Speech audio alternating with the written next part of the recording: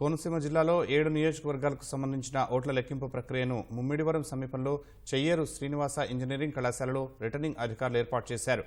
Polling కేంద్రాలకు అవసరమయ్యే టేబుల్స్ను అధికారులు సిద్ధం చేశారు. కౌంటింగ్ కేంద్రాల వద్ద పటిష్ట భద్రతను ఏర్పాటు చేశామని ఎస్పీ శ్రీధర్ తెలిపారు. అవాంఛనీయ సంఘటనలు సృష్టించిన వారిపై కఠినమైన చర్యలు తీసుకుంటామన్నారు. కౌంటింగ్ జరిగే ప్రాంతంలో 144 సెక్షన్ అమల్లో ఉంటుందని హెచ్చరించారు.